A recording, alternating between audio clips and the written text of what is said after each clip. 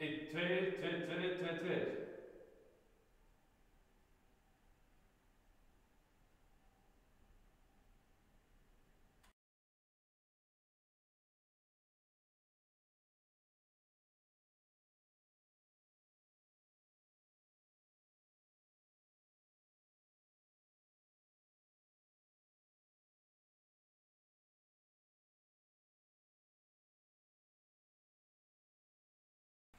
Twee, twee, twee, twee, twee.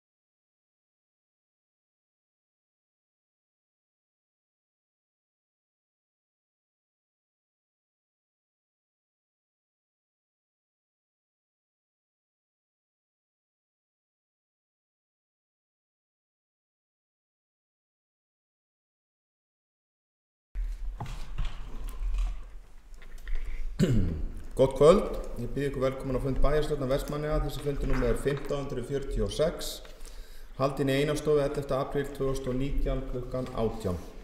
Bæjarfulltrúi Trausti Hjaltason hefur boðað forföll og boðað hefur verið varamaður í hans stað sem er Eyþór Harðarson.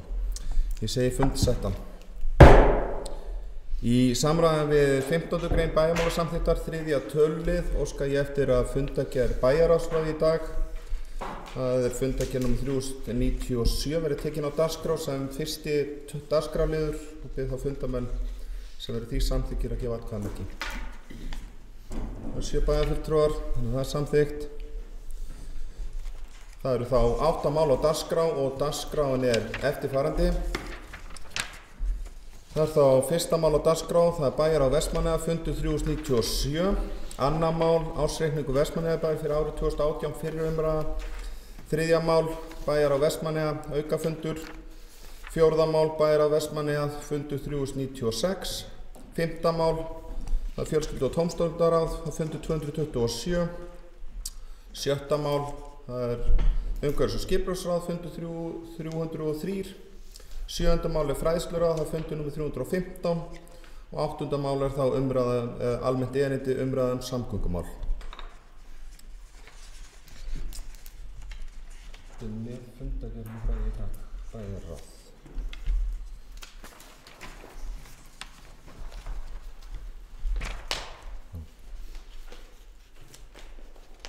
Vill einhver bæjarfulltrúi að taka til máls undir fyrsta liðnum? Fundargerð bæjarráðsráð í dag 397. Svo tekin inn með afbrigðum. Svo er ekki að byrja hann undir atkvæði þeir sem eru samþykkir, gefa atkvæðamerki. Það eru 7 sem því samþykkir.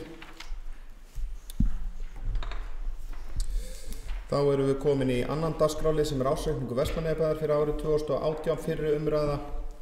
Það er Íris Róbertsdóttir, gjörðu svo vel.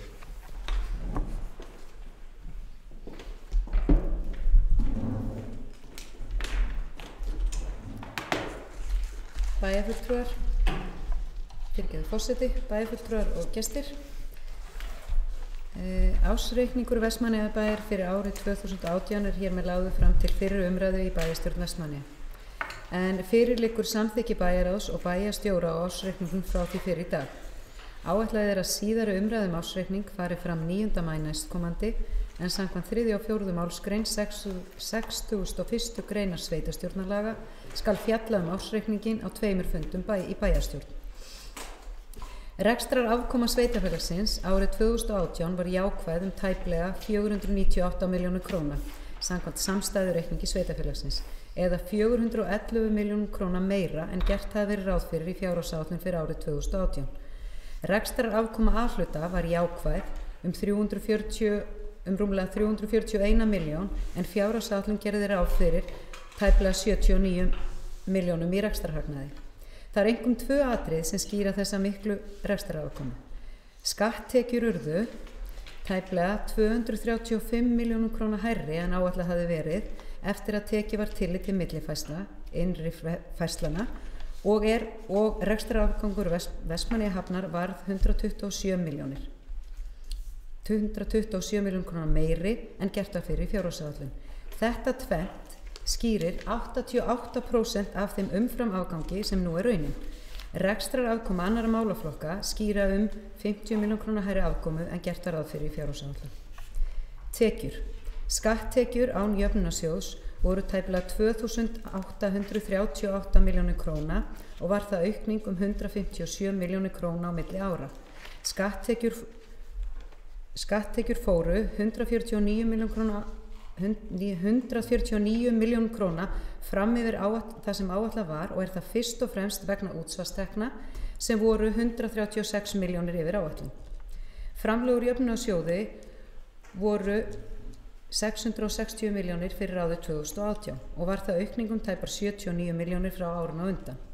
Framlög jöfnunarsjóðs voru 86 milljónum meiri en áætlað hafði verið og var það mestu vegna þess að útgjaldaframlagið og framlagið vegna fatlað fólks voru 67,4 milljónum hærra en áætlað var. Aðrar tekjur samstæðu bæjarstjórnar að undanskildum millifærslum námu 2.400 milljónum króna en fjárhagsáætlun gerði ráð fyrir tekjum upp á 2.260 milljónir. Aðrar tekjur voru því rúmum 175 milljónum krónum meiri en fjárhagsáætlun gerði ráð fyrir. Umfram tekjur Vestmannaeyjahafnar og umfram tekjur umferðarmála skýra megnið að þeim mikla mun. Heilt yfir voru tekjur allra málaflokka á pari við fjárhagsáætlun og einungis 3 málaflokkar örlítið undir áætlun. Förum í gjöldin. Laun og launatengd gjöld námu 2.457 milljónum króna. Hjá samstæðinu eru það tæplega 72 milljónir umfram fjárhagsáætlun eða 3%. Sá kostnaður verður samt að teljast innan skekkjumarka, sérstaklega í ljósi þess að veikindalaun hjá samstæðinu námu 97,6 milljónum og stór hluti af þeim eru langtíma veikindi sem kalla á aflýsingar og ekki áætlað fyrir veikindalaunum í fjárhagsáætlun. Hækkun launa og launatengdra gjalda á milli ára var 140 milljónir eða 6%. Hækkunin dreifðist á milli málaflokka og þyngst vegur launakostnaður í fræðslumálum og á hraunbúðum enda er þetta stærstu og fjölmennustu vinnustæðirnir. Annar rekstrakostnaður kemur ágætlega út heilt yfir að líta, misjafnt er á milli málaflokka hvernig raunkostnaður kemur út í samanburði við fjárhagsáætlun. En þegar horft er fram hjá millifærslum er heildakostnaður 67,5 milljónum króna minni en áætlað var eða 3% undir fjárhagsáætlun sem er vel ásættanlegt. Á milli ára hækkar þessi kostnaður 138 milljónir en á það má benda að leigukostnaður til eignasjóðs hækkar tæpar 60 milljónir á milli ára sem skýrir 45% af hækkuninni. Er að ræða millifærslu sem ekki hefur áhrif á afkomu samstæðu reikningsins. Gjaldfærð lífeyrisskuldbinding var áætluð 335 milljónir hjá samstæðinni en samkvæmt ársreikningi nemur skuldbindingin 331,5 milljónum eða 3,5 milljónum minna en áætlað var. Gjaldafærsla lífeyrisskuldbindinga hjá aðalsjóði eru 47 milljónum króna hærri en áætlað var. Skýrist það nær eingöngu að því að inn í ársreikningin er nú færð í fyrsta skiptið skuldbinding vegna LSR B-deildar og var svo skuldbinding öll gjaldfærð á árinu 2018 og nemur gjaldafærslan 42 milljónum. Hjá Hafnarsjóði var mismunur á lífeyrissjóðsskuldbindingu 50,5 milljónir í fjárhagsáætlun en gert var ráð fyrir 25 milljónum króna gjaldafærslu en niðurstaðan var tekjufærsla upp á rúmlega 25 milljónir. Fjármagnsliðir. Nettó fjármagnstekjur samstæðunar námu 157,4 milljónum króna eða 12,1 miljón meira en fjárhagsáætlun sagði til um.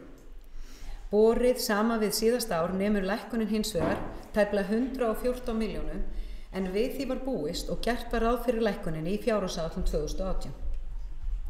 Helstu frávik einstakra málaflokka. Félagsþjónustan.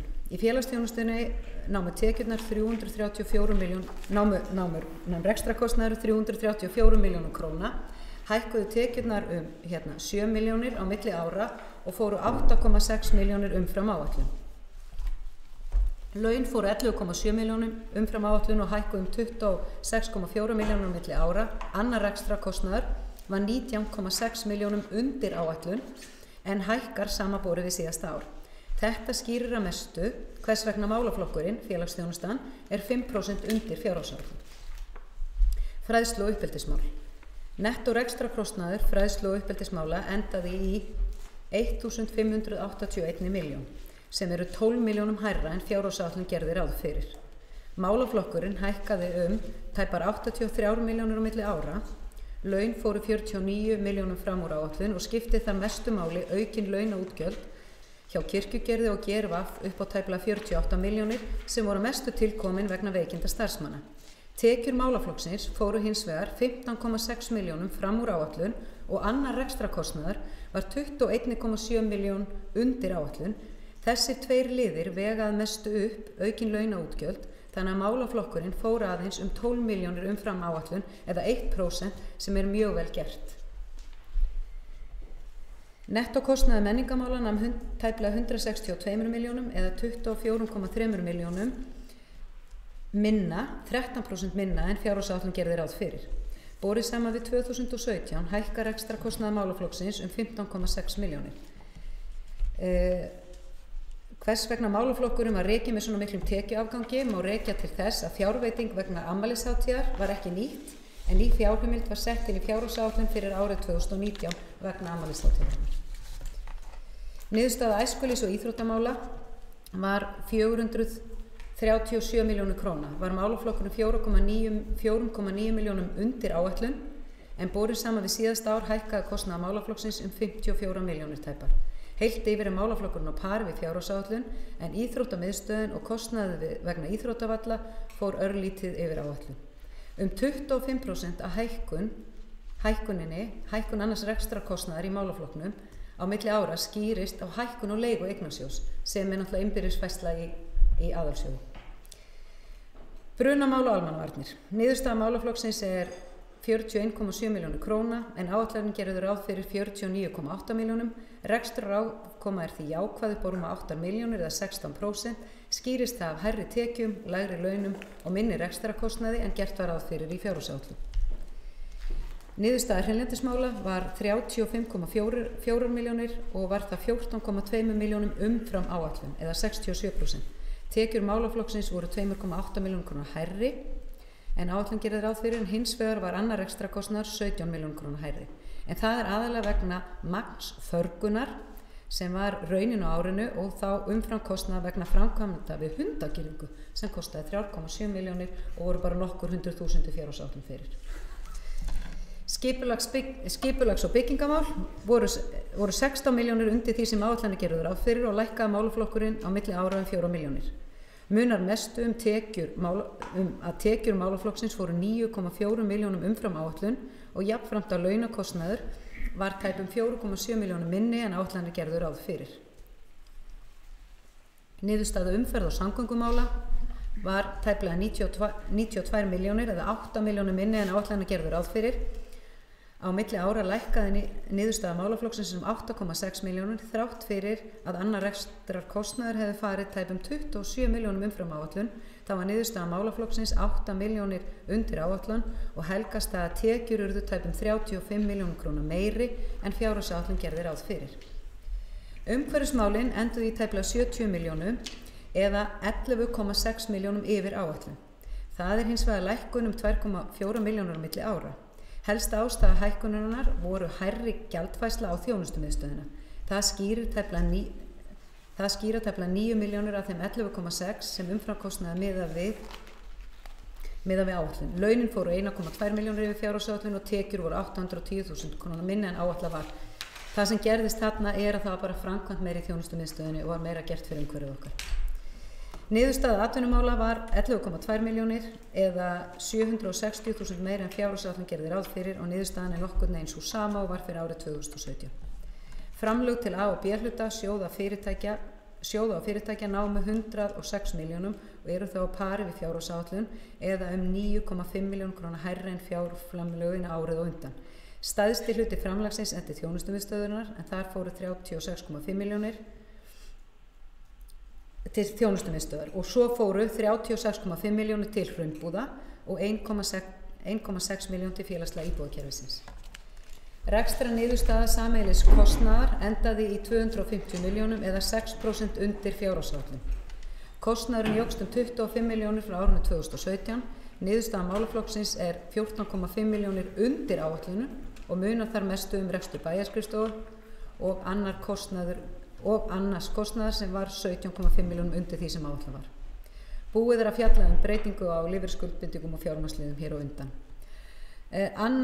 Alls var niðurstaða annarra sjóða og fyrirtæki A- og B-hluta 129 milljón krónum betri en fjárhagsáætlun gerði ráð fyrir. Að ræða 9 sjóði, stofnanir eða fyrirtæki. Það eignasjóð, þjónustumiðstöð, grjótná, hafnasjóð, vatnsveitu, fráveitu, félagslegar íbúðir, hraunbúðir og Vestmannaeyjaferjuna Herjólfur ohf. Umfram afgangur hafnasjóð skýrir að mestu þennan afgang en hann var tæpum 127 milljónum meiri en fjárhagsáætlun gerði ráð fyrir. Einnig voru tæplega 26 milljónum meiri afgangur á fráveitunni en áætlun gerði ráð fyrir og rétt rúmlega 20 milljónum verri afgangur á eignasjóði. Þá voru 25,5 milljón króna tap af rekstri Vestmannaeyjaferjunnar Herjólfs og ekki var gert ráð fyrir þeim rekstrakostnaði í fjárhagsáætlun fyrir 2018 enda ekki búið að taka þá ákvörðun þessu áætlun gerð. Efnahagsreikningur. Eignir samstæðna voru í árslok 2018 13.268 milljónir og hækkuðu á milli ára 4,3%. Þar af hækkuðu fastafjármunir 7,3% eða 660 milljónir. Alls námu fjárfestingar og framkvæmdir samstæðunar tæpum 608 milljónum eða tæplega 350 milljónir hjá A-hlutanum. Stærsta einstaka framkvæmdin var í félagslega íbúðakerfinu að fjárhæð 139 milljónir og munar þar mestu fjárfestingu í íbúðum fyrir aldraða upp á 124 milljónir. Áætlanir gerðu ráð fyrir að verkið væri á lengra á veg komið áramót 2018-19 en nú þetta verk á síðustu metrunum. Næststærsta einstaka framkvæmdin var viðbyggingu í leikskólan Kirkjugerði. Framkvæmdakostnaður við það verk nam rúmur 101 milljón á árinu 2018. Fjárfestingar hjá fráveitinu voru upp á tæpa 61 milljón. Stærstu verkefni þar voru stórar lagnir á Hlíðarvegi inn í botn, sú lögn var tengd við Ísfélagið og lögð langleiðina að vinnslustöðinni. Einnig voru lagðar lagnir frá botni út á Eiði fyrir framtíðarstarfsemi í botni. Alls námu fjárfestingar vegna sorpbrennslunar 52 milljónum og þar af að kostnaður að klæða hús nam 22 milljónum og aðra 22 milljónur fóru í að kaupa hakkara og loks fóru 8 milljónir í undirbúningskostnað vegna framtíðarskipan sorpmála í Vestmannaeyjum. Samtals nema umrætt verk rúm 452 milljónum af þeim 608 sem fjárfest var fyrir. Aðrar einstakar fjárfestingar og framkvæmdir stofnana og verkefna hvert sig undir 30 milljónum og verður ekki farið í þau hér. Skuldir og skuldbindingar samstæðu A og B hluta námu í árslok 2018 tæpum 5.186 milljónum. Markvisst hefur verið unnið að því síðustu ára greiða niður skuldir bæjarsjóðs og skuldastaða Vestmannaeyjabæjar lánastofnanir mjög góð.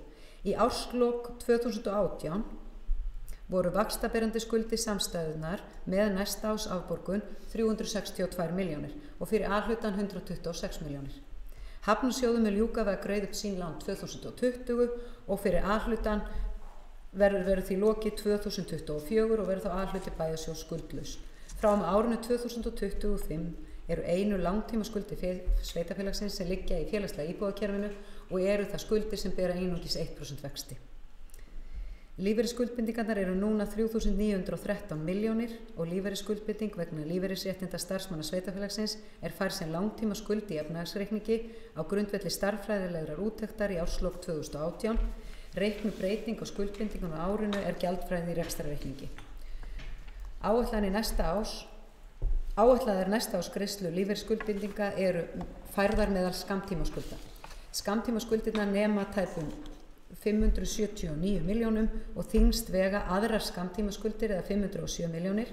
Fyrirfram greiðsla til brúar lífeyrissjóðs vegna uppgjörs A-deildar árinu 2018 færð til eigna og eru framlög í lífeyrisauka sjóð gjaldfært á 30 árum en framlagi varúðarsjóð á 20 árum til samræmis við reglur bókhald, fjárhagsáætlanir og ársreikninga sveitarfélaga.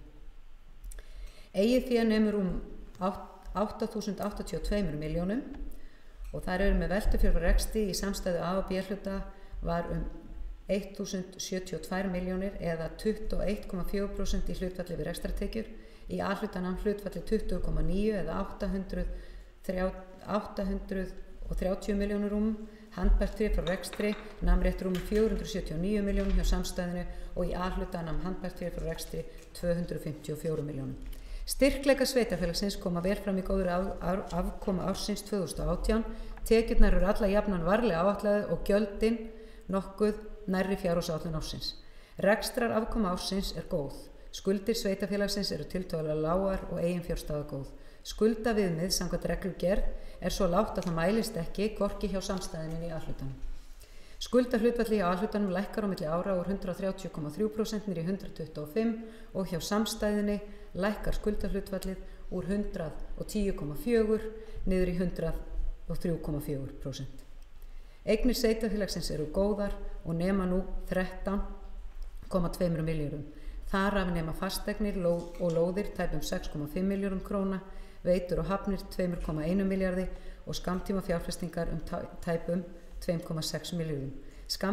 Skammtíma fjárfesting til komin vegna fjárfestingu Vestmannaeyjabæjar í verðbréfum til skammtíma ávöxtunar.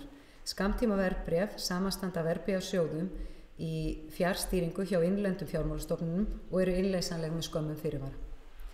Þrátt fyrir góðan tekjugrunn sveitarfélagsins sem samanstendur meðal annars af sterkri atvinnugrein í sjávarútvegi, vaxandi ferðaþjónustu og mikilli atvinnuþátttöku, þá þarf að sýna aðgát og skynsemi við ráðstöfun skattfjár Vestmannaeyinga. Rekstrarkostnaði verður ávallt að stilla í hóf og horft til rekstrarhagræðingar þar sem við á. Vandað verður til verka við fjárfestingar og framkvæmdir og meðal annars horft til einkafjárfestingar og atvinnuhorfa við ákvarðanir fjárfrekar framkvæmdir á vegum Vestmannaeyjabæjar. Eignir og eiginfjárstaða bæjarins er góð og þrátt fyrir að horfur séu á að það hægi úr þeim heilmiklu umsvifum sem verið hafi í Eyjum undanfarin ár er margt sem gefur fyrirheit kraftmikið samfélag til framtíðar líkt og áður. Vel rekið sveitarfélag sem horfir til hagræðingar í rekstri og veitir íbúum sínum jafnframt góða þjónustu er það sveitarfélag sem við viljum vera í.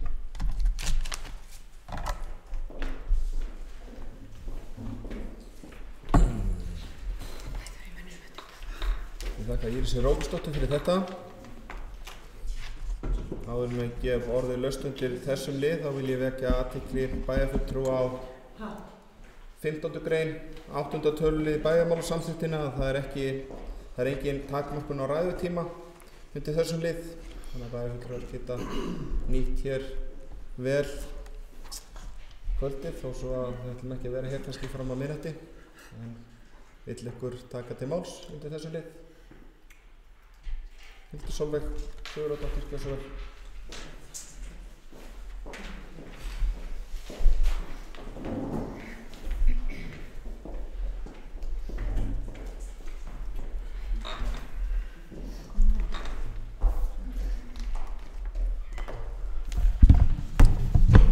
Þetta forseti, bæjarfulltrúar, gestir. Ég þakka bæjarstjóra fyrir hennar ávarp í málinu og vil óska starfsmönnum og kjörnum fulltrúum innilega til hamingju með þá ársreikninga sem hér eru fram lagðir og þakka þeim þeirra miklu vinnu sem ég veit að liggur baki þessa ársreikninga.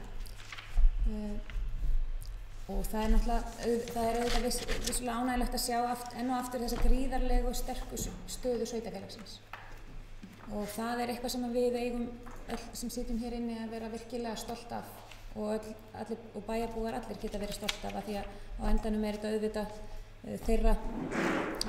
þeirra verk sem að skapa þær stöðu sem við erum með í dag. Og það er á dögum sem þessum að við, að minnstakosti ég get vissulega ekki talað fyrir hönd annarra að maður er auðmjúkur, maður er stoltur en umfram allt þakklátur fyrir það tækifæri að fá að starfa í sveitarstjórn við aðstæður sem þessar. Og það er gríðarmikil ábyrgð sem okkur er fólgin og er ég alveg fullviss að við gerum okkur öll grein fyrir því og þökkum fyrir þær aðstæður sem við erum í dag. Því það er ekki í ófáum sveitarfélögum víðum land þar sem að aðstæður eru verulega erfiðar og bæjarfulltrúar að standa í verulega erfiðum sporum. Jafnvel undir smásjá hjá eftirlitsnefnd með fjármálum sveitarfélaga. En blessunarlega, þegar Sjálfstæðisflokkurinn tók við stjórn sveitarfélagsins árið 2006, síðan þá hafa margir hlutir breyst. En meðal fyrstu verka bæjarstjóra á þeim tíma var að skrifa undir lán til að geta greitt út laun til starfsmanna sveitarfélagsins. Staðan í dag er sem betur fer talsvert önnur.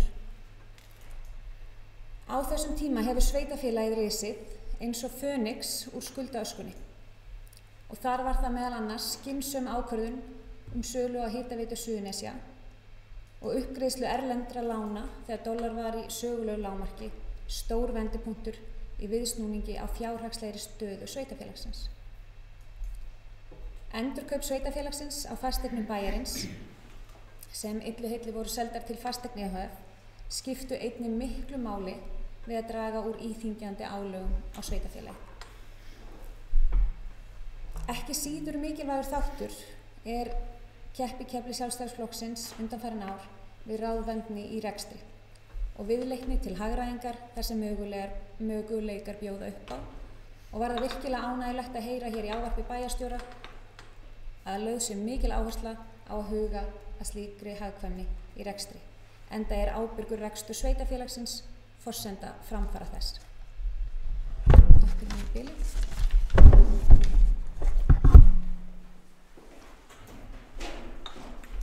Þakka Hildi Sólveigu Sigurðardóttur fyrir þetta. Við erum áfram undir öðrum lið.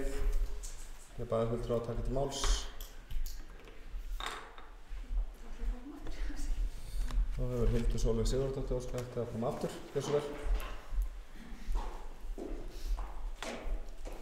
Fyrst ég fæ að koma tvisvar, forseti bæjarfulltrúa og gestir. Fyrst ég fæ að koma tvisvar, þá verð ég að nýta mér það. En ég ætla að fá að leggja hér fram bókun. Bæjarfulltrúi Sjálfstæðisflokksins þakkar starfsmönnum Vestmannaeyjabæjar þá miklu vinnu sem farið hefur í undirbúning og vinnu við gerð ársreikninga 2018. Ársreikningarnir gefa góða sýn af þeirri styrku og ábyrgu fjármálastjórn sem meirihluti Sjálfstæðisflokksins í Vestmannaeyjum hefur undanfarin rúma áratug lagt mikla vinnu í að knýja fram og grundvöllur þeirrar sterku rekstrarlegu stöðu sem Vestmannaeyjabær býr að og gefur sveitarfélaginu möguleika til vaxtar og þjónustuaukningar. Leið og bæjarfulltrúar Sjálfstæðisflokksins þakka forverum okkar og starfsmönnum sveitarfélagsins fyrir þau ósérhlífnu störf sem hafa skapað þessar eftirsóknarverðu aðstæður sveitarfélagsins, hvetja bæjarfulltrúar Sjálfstæðisflokksins meirihlutann eindregið til að sýna ráðvendni í rekstri, koma í veg fyrir þenslu, hagræða þar sem möguleikar eru á og nýta fjármagnið sem íbúar samfélagsins fela okkur bæjarfulltrúum til að útdeila þeim til öflugrar þjónustu á sem allra hagkvæmasta máta og halda áfram þeirri vegferð sem viðhöfð hefur verið síðastliðin 12 ár. Undir þetta rita bæjarfulltrúar Sjálfstæðisflokksins. Takk fyrir. Þakka Hildi Sólveigu Sigurðardóttur fyrir þetta. Fleiri bæjarfulltrúar taka til máls. Jóna Sigríður Guðmundsdóttir, gjörðu svo vel.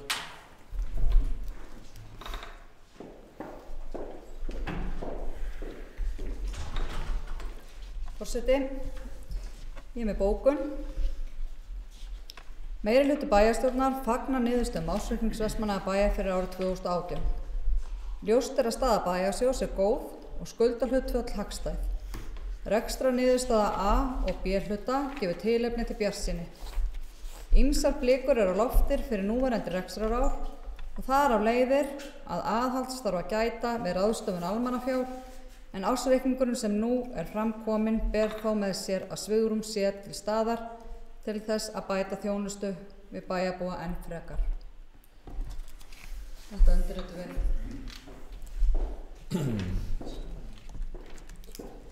Ég þakka Jónu Sigríður Guðmundsdóttur fyrir þetta. Til að fleiri bæjarfulltrúar taka til máls.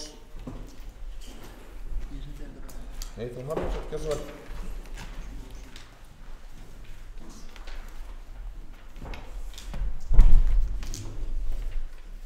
Forseti og bæjarfulltrúar. Ég vil bara óska bæjarbúum til hamingju með góðan ársreikning. Það öfundsvert að vera í þessum sporum eflaust að kynna svona reikning sem að skila svona góðri niðurstöðu. En ég fékk ársreikninginn fyrir nokkrum dögum og búinn aðeins að blaða í honum og þetta svona fyrir nýgræðinga í þessari pólitík þá þetta algjörlega frábært að fletti í gegnum þetta og mjög skiljanlegt og þetta verður að sjálfsögðu og eru allir þessi ársreikningar opnir á netinu eða til opnunar þar á heimasíðu Vestmannaeyjabæjar en nú nýlega opnaði á heimasíðunni þetta svokallaða opna bókhald. Ég fór að skoða það og að mér skilst að stærsti hlut eða ástæðan fyrir því að vera með opið bókhald að bæjarbúar geti, eða þeir sem hafa áhuga á því, ég held að sé ekki margir, að þá getur maður séð alla lánadrottna í öllum kökuritunum og flett upp hverjir eru að fá borgaða reikninga. En mér sýnist að eignfærslunar í rekstri bæjarins sem er náttúrulega upp á ykkur 600 milljónir, þær eru ekki, ég fann þær ekki. Þannig að lánadrottnar sem að vinna í eignfærslum, þeir birtast ekki í þessu bókhaldi eins og ég sé þetta þegar ég er að skoða þetta, og þar af leiðandi gefur þetta bara ranga mynd af lánardrottnum sem vinna fyrir bæjarfélagið. Og þá svona í sömu ferð þá myndi ég kannski vilja spyrja bara, er þetta mikið notað? Því að ég hef einu sinni farið inn á þetta og hef ekki heyrt neitt tal þetta, svona upplýsingar af þessu og orðið fróðari, og þá kannski í leiðinni hver er kostnaðurinn við að koma þessu og halda þessu opna bókhaldi í notkun. Takk.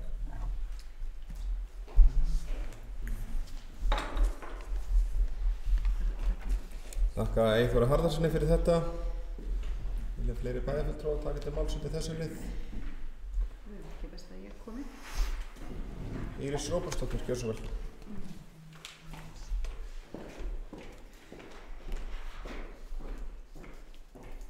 Forseti, bæjarfulltrúar og gestir.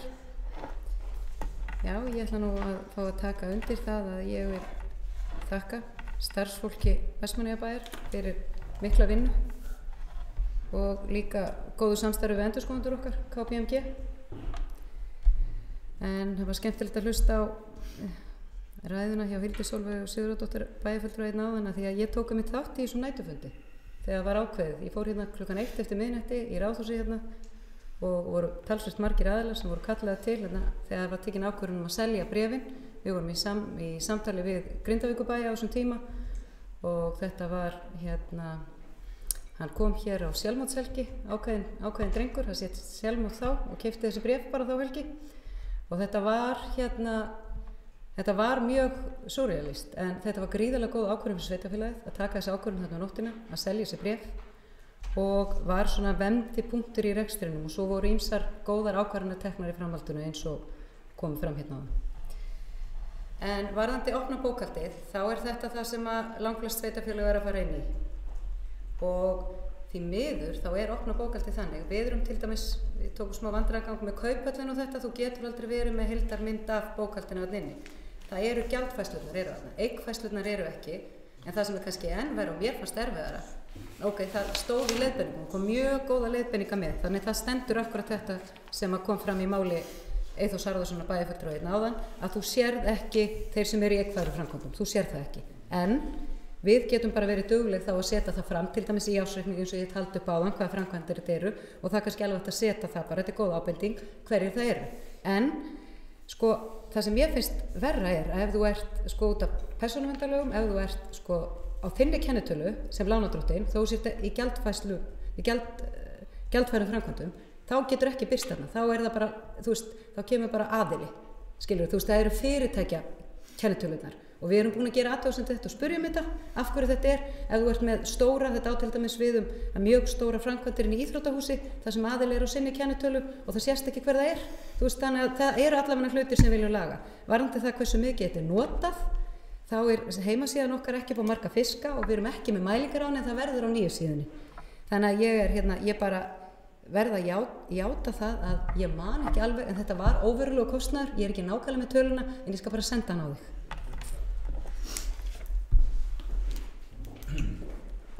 Ég þakka Íris Róbersdóttur fyrir þetta. Vilja fleiri bæjarfulltrúar taka til máls? Ef svo er ekki, þá ætla ég að bera upp niðurstöðutölur úr reikningnum og í framhaldi bera þá það til samþykktar að ársreikningi Vestmannaeyjabæjar 2018 verði vísað til síðari umræðu. Það er ársreikningur sjóða í A-hluta 2018, afkoma fyrir fjármagnsliði er 173.057.000, rekstrarafkoma ársins er 341.274.000 og niðurstaða efnahagsreiknings er 11.077.683.000.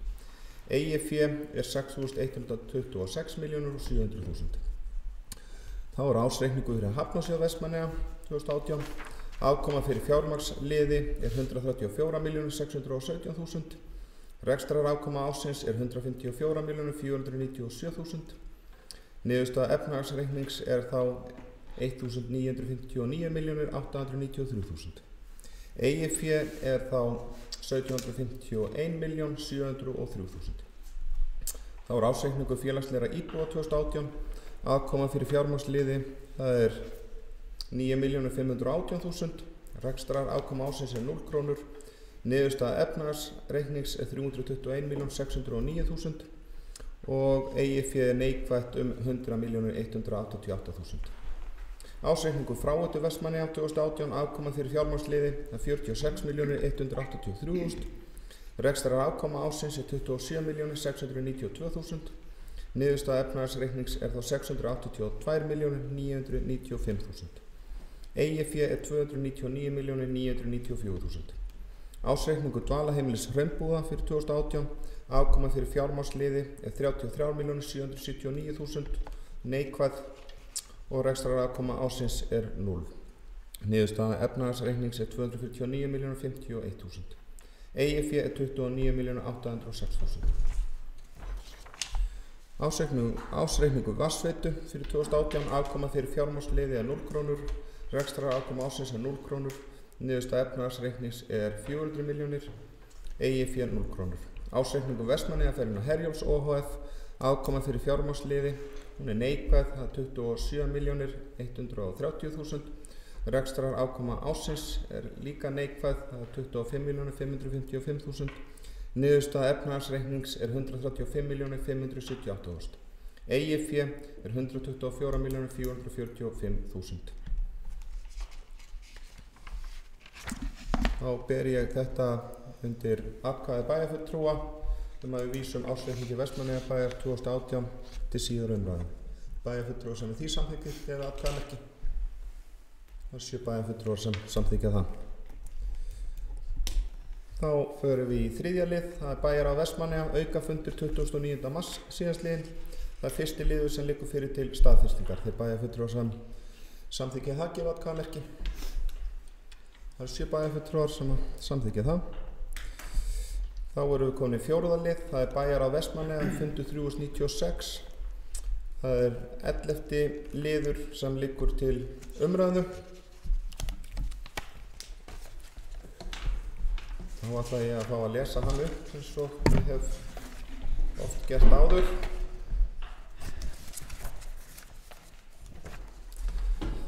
Það er 11. liður, fundagerðir samtaka sjávarútvegssveitarfélaga. Á dögunum fundu Íris Róbertsdóttir bæjarstjóri, Njáll Ragnarsson formaður bæjarráðs og Helga Kristín Kolbeins bæjarfulltrúi með bæjarstjórum og fulltrúum Fjarðabyggðar og Hornafjarðar stöðu mála í sjávarútvegi. Var þar meðal annars rætt að innan stjórnar samtaka sjávarútvegssveitarfélaga hefur loðnubrestur ekki verið tekinn fyrir og ræddur. Sætið það furðu þar sem gríðarlega hagsmuni er að ræða fyrir uppsjávarsveitarfélög. Niðurstaða. Bæjarráð furðar sig á því að stjórn samtaka sjávarútvegssveitarfélaga hafi ekki fjallað stöðuna sem upp er komin í uppsjávarveiðum. Þar sem tilgangur samtakana er að standa vörð hagsmuni aðildarsveitarfélaga og íbúa þeirra í öllum málum sem tengjast nýtingu auðlinda í veiðum, sjókvíeldi og vinnslu. Bæjarráð fylgir bæjarstjóra að halda samtalinu við Fjarðabyggð og sveitarfélagið Hornafjörð áfram með það fyrir augum að tryggja að raddir uppsjávarsveitarfélaga heyrist innan fyrrnefndra samtaka. Ekki verður við það unað að hagsmunasamtök sveitarfélagi í sjávarútvegi átta sig ekki á grafalvarlegri stöðu sem uppi komin í uppsjávarveiðum. Meta þarf í framhaldinu hvort hagsmunum Vestmannaeyjabæjar sé best borgið með áframhaldandi þátttöku í samtökum.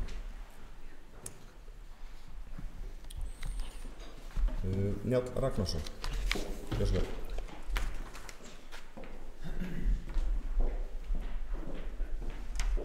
Forseti, það sem að hér ég óskaði eftir umræðu þennan lið svona til þess að upplýsa bæjarstjórn það sem að fór fram á fundi sem að ég og ásamt bæjarstjóra Íris Róbertsdóttir og bæjarfulltrúum Helgu Kristínu Kolbeins áttum í Reykjavík á föstudaginn fyrir hálfum mánuði eða svo, að mér minnir ekki rétt. Í skýringaliði númer 18 í ásendingu sem við afgreiddum áðan þá kemur fram að Vestmannaeyjabær er meðlimur í 4 samráðshópum eða samtökum og einn af því er samtök sjávarútvegssveitarfélaga og ég var nú að viðurkenna að ég vissi ekki einu sinni hvað það var þegar ég byrjaði en það kemur sér til ljós að við erum þarna ásamt fjölmörgum öðrum sveitarfélögum og það sem að vakti í rauninni furðu við við stjórnun í þessum samtökum að það var sent út aðalfundarboð sem barst ekki Vestmannaeyingum eða Vestmannaeyjabæ. Þeir hjá Fjarðabyggð skilst mér að hafi komist að þessu fyrir bara einhverja tilviljun og Hornafjörður síðan fékk sitt boð og mætti á þennan fund.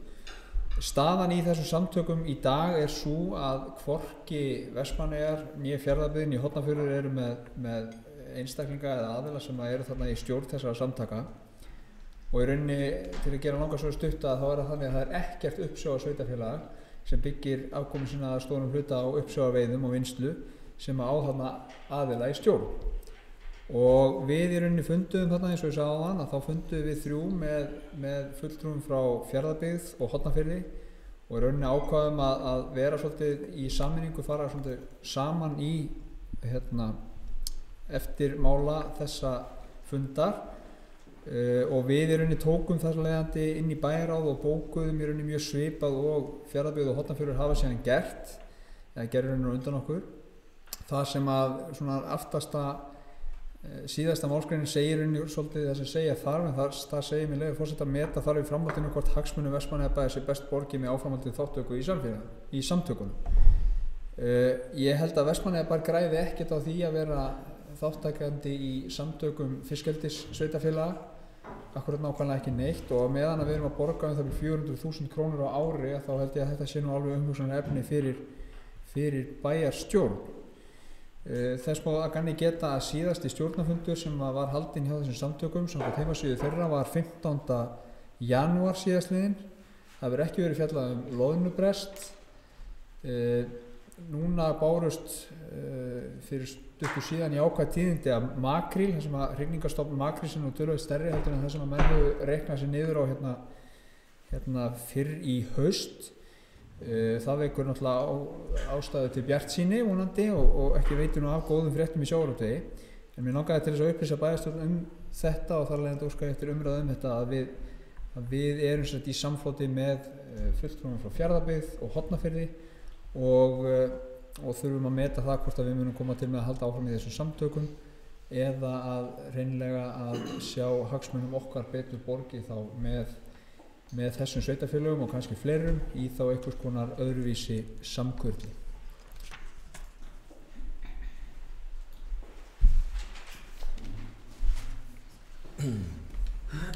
Þakka Njáli Ragnarssoni fyrir þetta. Vilja fleiri bæjarfulltrúar tjá sig um þetta? Helga Kristín Kolbeinsdóttir.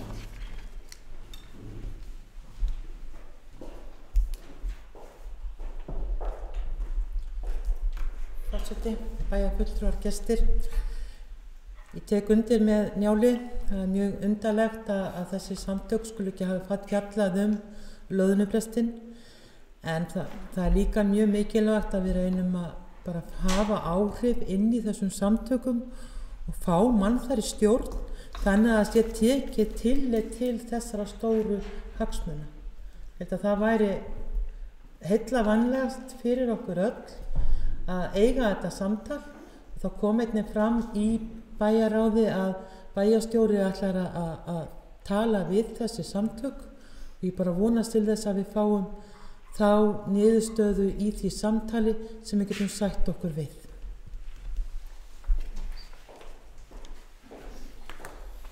Þakka Helga Kristínu Kolbeins fyrir þetta. Íris Ómarsdóttir, gjörðu svo vel.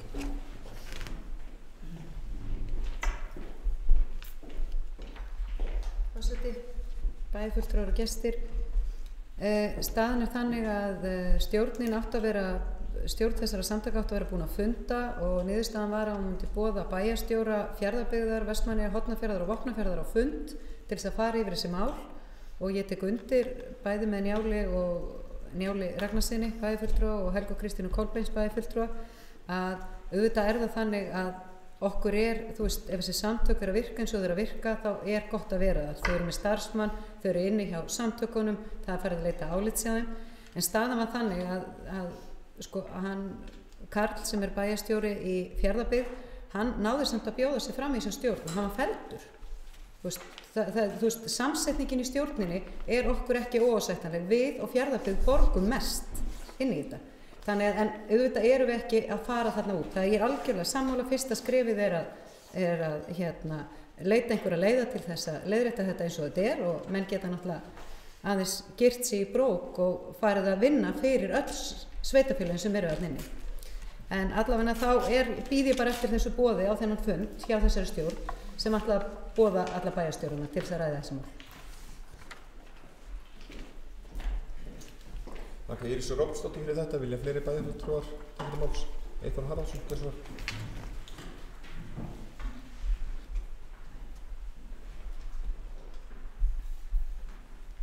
Já, forseti, fulltrúar. Já, samtök sjávarútvegs sveitafélaga. Ég er nú svo sem búinn að vinna í sjávarútveginum í mörg ár og ég hef aldrei heyrt þetta. Og samtök sem við erum í og borgum þá þetta gjald til þess og erum ekki með neina rödd þar. Og svona til viðbótar að það sé ekki búið að vera ræddur loðnubrestur í svona samtökum. Það segir manni kannski bara að þetta séu handónýtt samtök sem við eigum náttúrulega ekki að koma nálægt.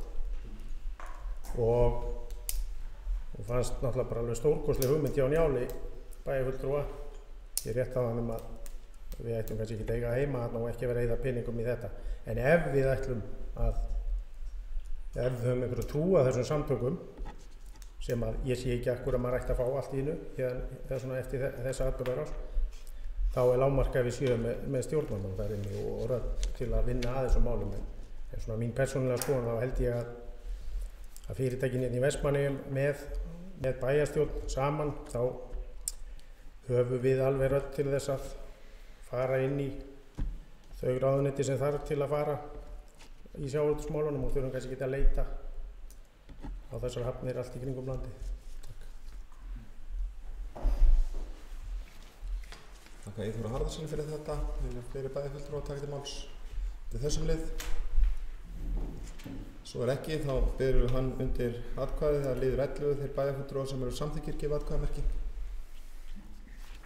Það er samþykkt 7 atkvæðum. Þá er það liðir 1-10 og 12-13 sem liggja fyrir til staðfestingar. Bæjarfulltrúar sem eru því samþykkir gefa atkvæðamerki. Það eru jafnframt 7 bæjarfulltrúar, þannig að það er samþykkt. Þá förum við lið númer 5 í dagskránni. Það er fjölskyldu- og tómstundaráð. Það er fundur 227. Það er 4. liður sem hefur verið óskað eftir umræðum. Úttekt á rekstri hraunbúða og í ráðinu er bókað kynning á skýrslu vegna úttektar á rekstri hraunbúða. Niðurstaða: Framkvæmdastjóri fjölskyldu- og fræðslusvið kynnti skýrslu 0 á rekstri hraunbúða. Ráðið telur margt í skýrslunum til þess fallið að skoða verið ítarlega með tillit til mögulega hagræðingar og þjónustuaukningar. Það eru tækifæri á lofti til þess að ráða sig ýmsar breytingar á grundvelli skýrslunnar. Ráðið gleðst yfir þeim niðurstöðum sem koma fram að hjúkrunarheimili sé vel mannað og ljóst að slíkt sé forsendur þess að heimilismönnum líði vel sem eðli málsins samkvæmt er aðalatriði. Staðan í starfsmannamálum hefur batnað sérstaklega hvað varðar mönnun en mikilvægt er að með niðurstöðu skýrslunnar verði leitað allra leiða til að hagræða með tillit til reksturs, auka starfsánægju og starfsaðstöðu starfsfólks. En umfram allt að gæði þjónustunar við eldri borgara sé ávallt eins og best verður á kosið. Það er óskað eftir umræðan þetta frá minnihlutanum. Hildur Sólveig Sigurðardóttir, gjörðu svo vel.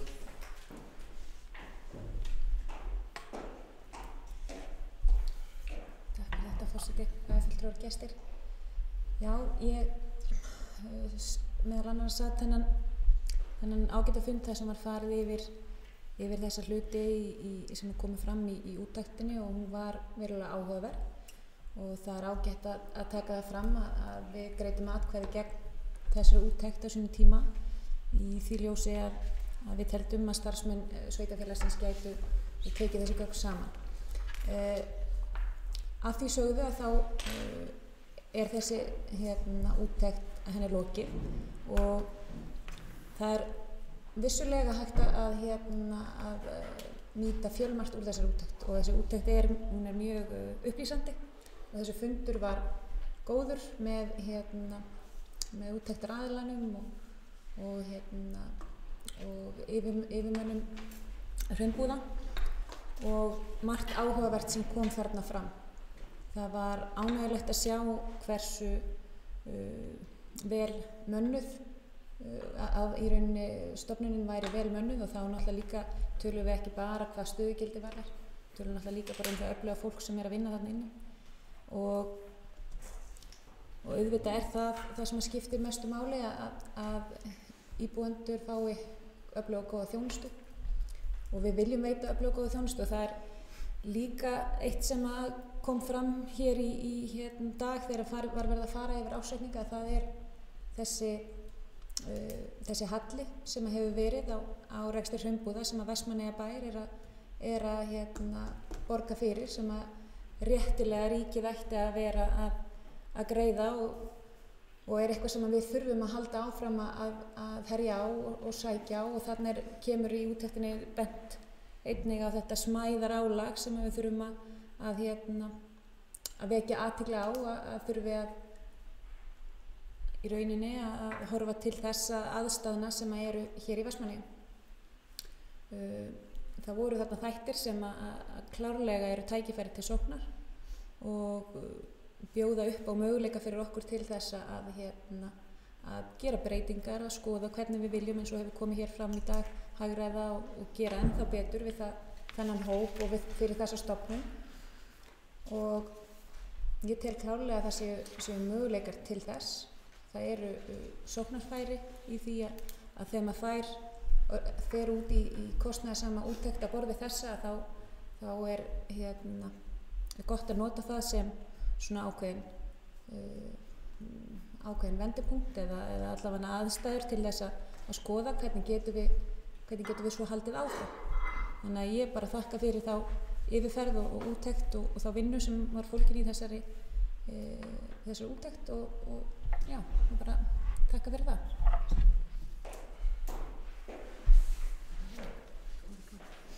Þakka Hildi Sólveig Sigurðardóttur fyrir þetta. Vilja fleiri bæjarfulltrúar að taka til máls undir þessum lið?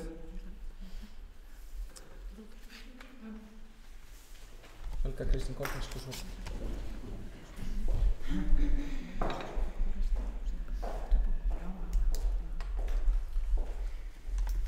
Já, úttektin á hraunbúðum, hún er mjög fróðleg, og það sem að maður er svo ánægilegt að lesa hvað úttektaraðilum finnst stofnunin vera vel mönnuð, og þeir tala ekki bara stöðugildin að þau séu full af einhverju fólki, heldur að starfsfólki séu svo öflugt sem þarna vinnur.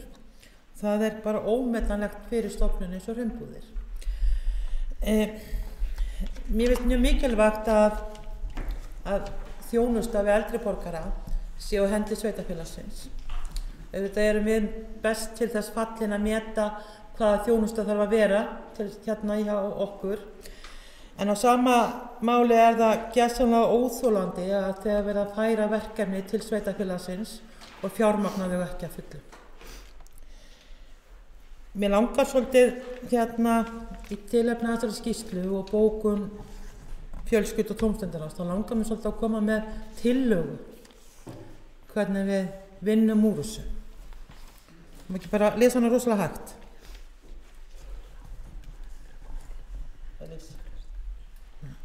En okkur langar að bera fram tillögu.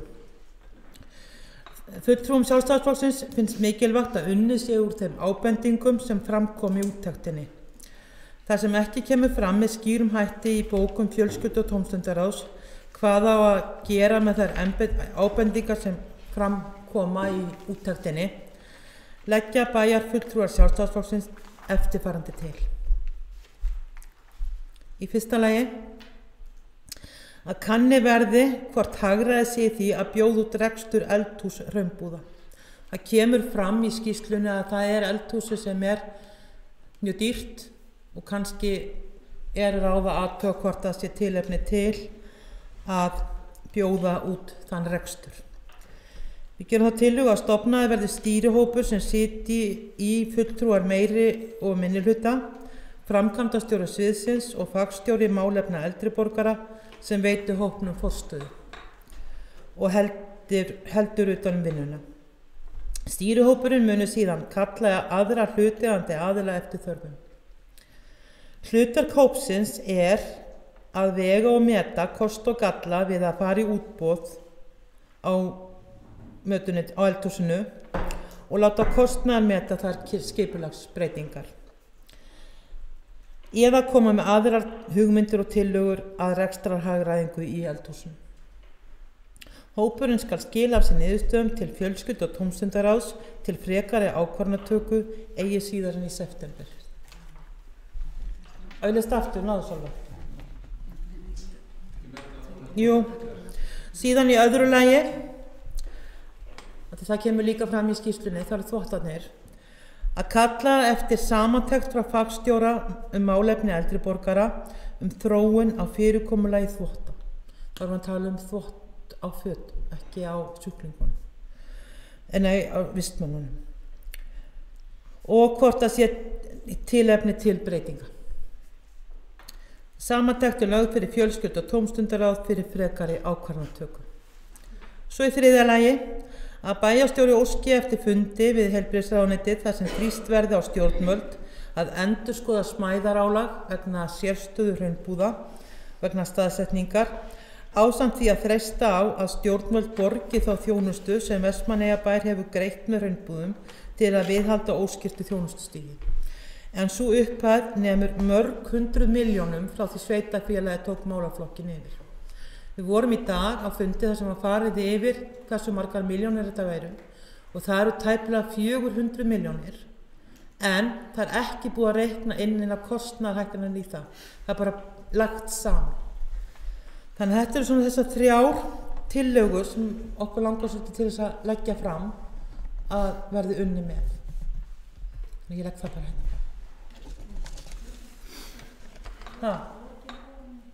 Ekki byrja á henni. Takk. Takk að Helgu Kristínu Kolbeinsdóttur fyrir. Já, fyrirgefðu. Það er, nú er ég farin að hugsa svo mikið. Helga Kristín Kolbeins, afsakaðu. Ef ég skilið rétt þá er þetta tillaga, það ekki? Þetta er ekki bókun, þetta er tillaga. Og þá er þetta viðauka tillaga við þetta eða hvað? Já. Við þetta mál, ok? Í þessum 3 liðum. Ok, þá er ég með það, það er, það er alltaf að fara á böndunum. Íris Ókarsdóttir, gjör svo vel. Forseti, bæjarfulltrúar og gestir. Það er búið að koma hérna fram hvað Vestmannaeyjabær er að greiða með rekstri hraunbúða. Og þegar það var tekið saman núna bara frá 2012 hefur bærinn greitt 217 milljónir og þetta er ekki uppreiknað, heldur er þetta lagt saman. En það sem ég fannst jákvætt í skýrslunni var að stöðugildum hefur hérna fjölgað frá 2017 til 2018 er búið að bæta við 4,5 stöðugildi og ástæðan fyrir því að var farið í þessa úttekt var bæði til að sjá hvort að það væri hægt að fara inn í öðruvísi rekstur á innanbúðar á hraunbúðum og líka það hvort að við værum með næga mönnum. Það var talað mikið álag, þetta var fundur sem var haldinn að frumkvæði starfsmanna eftir ábendingar frá þeim og það er ástæðan fyrir því að farið var í þessa úttekt og þessi úttekt er unnin af fyrrverandi forstöðumanni dvalarheimilis sem þekkir mjög vel til allra staðla og allt og í skýrslunni eru tillögur akkurat eins og bæjarfulltrúi Helga Kristín Kolbeinsdóttir kom inn á að reynda að gera tillaga ein til viðbótar sem varðar lyfjakostnað það sem er svolítið farið í gegnum hann og það eru tillögur að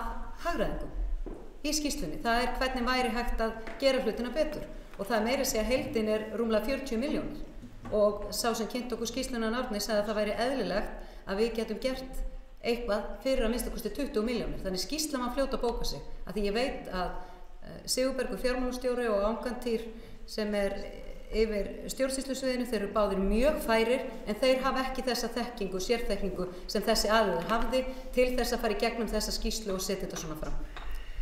En málið er það að því hér er smæðarálagið, fólk hefur rætt það mikið. Smæðarálagið, það er ekkert búið að taka það af okkur, en það er ekki lengur í gildi samningurinn við sjúkratryggingar sem að gerður frá 2016 til 2018, þá dettur út þessi svokallaði samningur sem sjúkratryggingar hafa við þessar stofnanir. Það dottið út, það ekki búið að endurnýja samninginn, þá ákvaða þeir einliða að taka út að hluta smæðarálag. Og við höfum heldur ekki að fá greitt fyrir hærra reymat. Við vorum með 1,05, erum komin í 1,06 og það ekki verið að hækka með við það. En við höfum væntingar það að þeir komist ekki upp með þetta vegna þess að það verður gerður nýr samningur. Þannig þetta smæðarálag verður tekið tilbaka, það ekki búið að taka það af okkur, heldur ákvaða þeir bara að greiða okkur það ekki.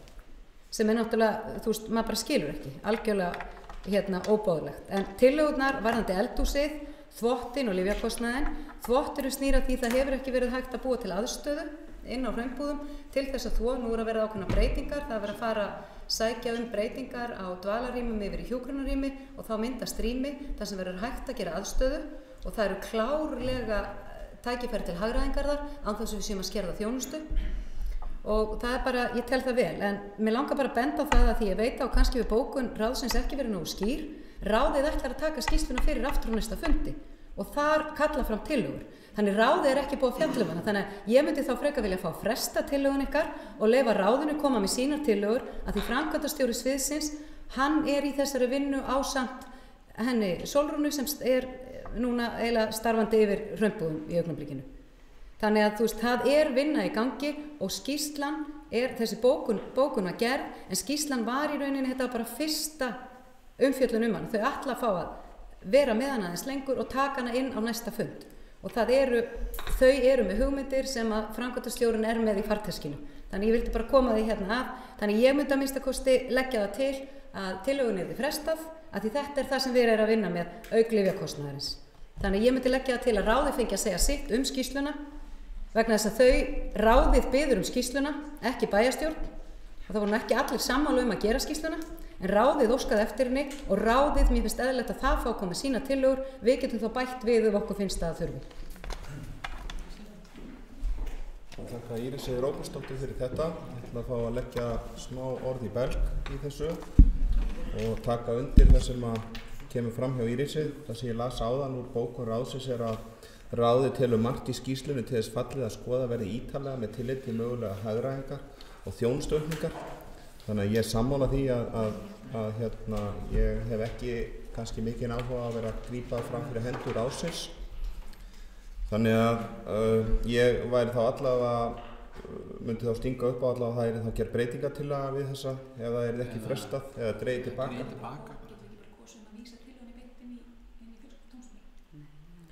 Ég bara vil leyfa þeim gera þetta. Já, það sjálfsagt að við tökum þetta bara, við tökum þær tillögur sem ganga lengst í þessu til atkvæða, en það komin breytingartillaga þarna eða viðaukatillaga og ég myndi þá stinga upp á að það yrði gerð breytingartillaga bara að vísa úrræðum til ráðsins eða þá þetta yrði dregið tilbaka. Skulum sjá hvernig þessi umræða þróast, en Helga Kristín Kolbins hefur óskað að styrkst.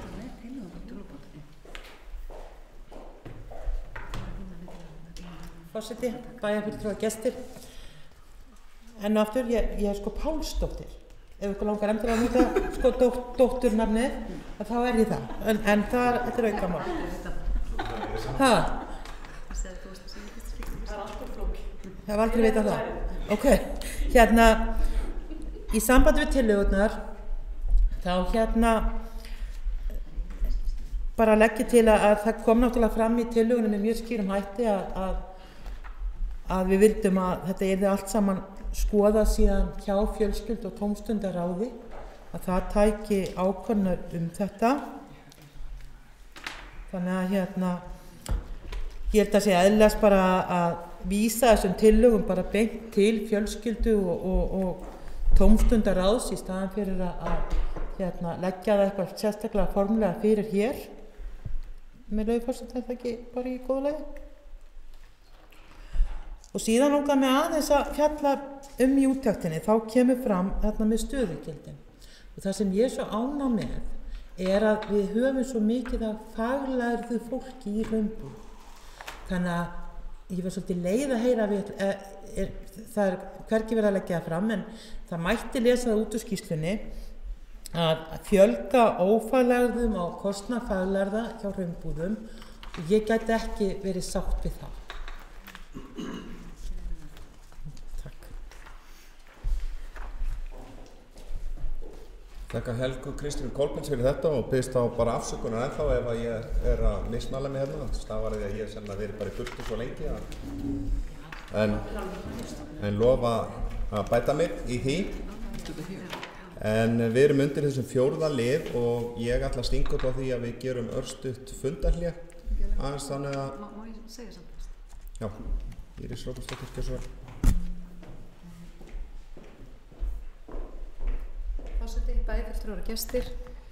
Ég vil taka það strax fram að ég er náttúrulega mjög hlynnt þessum tillögum sem koma fram hérna áðan, af því að þetta eru, sko, þegar það var tekið ákvörðun að fara í þessa úttekt, þá er niðurstaða bæjarráðs með leyfi forseta. Bæjarráð samþykki beiðni fjárheimild að upp að 2,5 milljón til þess að ráðast í greiningu á rekstrarkostnaðar hraunbóða og tillagna til úrbóta. Tillögurnar eldhúsið, lyfjakostnaðinn, þvottinn eru hér og hann fór í gegnum það. Og mér finnst bara rosalega mikilvægt að ráðið fái að klára umfjöllunina skýrsluna eða úttektina, af því það er alveg klárt að ráðið tekur undir það að það eru tækifæri þarna, en menn vildu láta skoða það nákvæmlega eins og bæjarfulltrúi Helga Kristín Kolbens kom hér inn á áðan. Við erum ekki tilbúin kannski allt, en það lagði hann til. Þetta eru yfir 40 milljónir sem hann leggur til úrbóta og sagði að það væri mjög auðvelt að við ættum að geta tekið að minnsta kosti helminginn að því. Við ættum að geta náð 20 milljónir hagræðingu án þess að vera að skerða þjónustu. Þannig ég held að sé bara mjög mikilvægt að leyfa fjölskyldur á því klára þessa vinnu og fá þetta bara aftur hérna inn á næsta bæjarstjórnarfund. Takk Íris Róbersdóttir fyrir þetta. Ég tek undir þetta heils hugar og það væri þá mögulega hægt að breyta þessari tillögu í einhverja bókun að það sé lagt til við ráðið, að það taki tillit til þessara þáttar. Ég finnst það skynsamlegt. Þannig að ef það er eitthvað sem að bæjarfulltrúar vilja skoða. Þannig að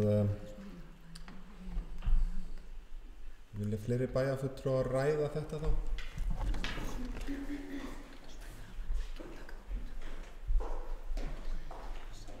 Forseti, bæjarfulltrúar, gestir.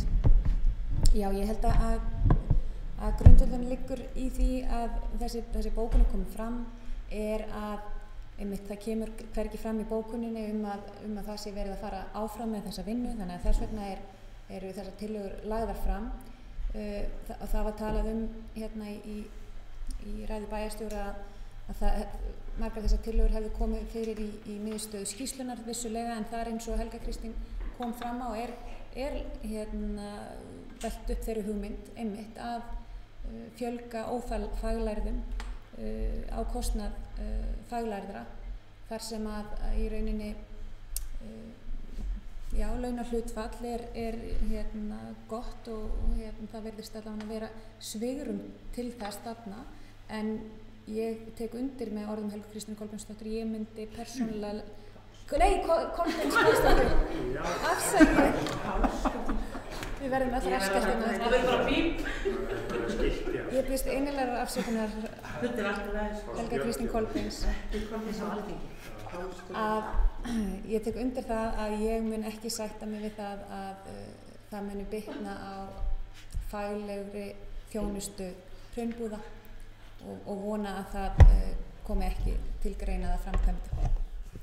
Takk fyrir. En ég samþykki það að þetta verði í rauninni í formi bókunar, að þá komi í stað þess að þetta sé tillaga, að þá komi bókun frá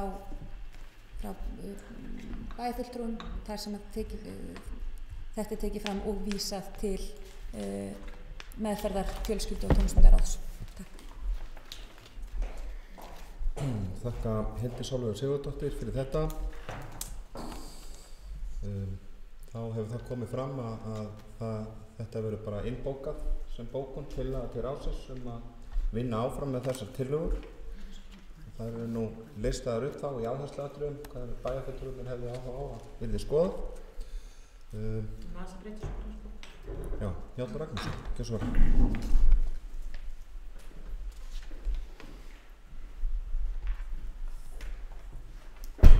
Forseti, skildi þó aldrei vera að við komumst í gegnum mitt bæjarstjórnarfund á þess að taka fundarhlé. Sko ég er mjög hress með niðurstöður þessa skýrslu og alla vinnuna í kringum hana. Ég held þessi mjög vel unnið. Það er margt þarna sem er virkilega jákvægt. Ég held að það sé mjög mikilvægt núna að ráðið, það er að segja fjölskyldu- og tómstundaráð, að það fjalli þessa skýrslu á eigin forsendum. Að á þessum tímapunkti að þá sé ekki verið að vasast í því hvað þau eiga að gera í framhaldinu. Það eru þarna okkur tillögur og ég er sammála Helga Kristínu Kolbeins það að ég hjó í þetta orðalag einmitt að þetta með að fækka faglærðum á kostnað ófaglæra en það er nú eins og með þessa skýrslu eins og aðrar að þá er nú sumt gott og annað sem maður er ekki eins hrifinn af eins og gengur og gerist. En mér langar til þess að leggja fram þessa eftirfarandi bókun sem er svohljóðandi og ég býð allir bæjarstjórnum að taka þátt í þessu að sjálfsögðu. Bæjarstjórn Vestmannaeyja tekur undir bókun fjölskyldu- og tómstundaráðs frá 8. apríl. Skýrsla rekstur hrumbúða er vel unnin og hægt að nota hana til að gera ýmsar breytingar á rekstrinum til þjónustu aukningar og jafnvel hagræðingar á hrumbúðum. Ánægjulegt er að mönnun á heimilinu sé í góðum málum og að heimilismönnum líði það vel sem er aðalatriðið. Útkomin skýrsla er því þarft gagn í áframhaldandi vinnu til að bæta þjónustu á hrumbúðu bæði í þágu vistmanna og starfsfólks. Ráðstöfun fjármuna til að gera slíka skýrslu hefur hér verið vel varið. Það er búið að þeirra vera með í bókunum. Þakka Njáli Ragnarssoni fyrir þetta. Vilja fleiri bæjarfulltrúar taka til máls Eyþór Harðarson til svo?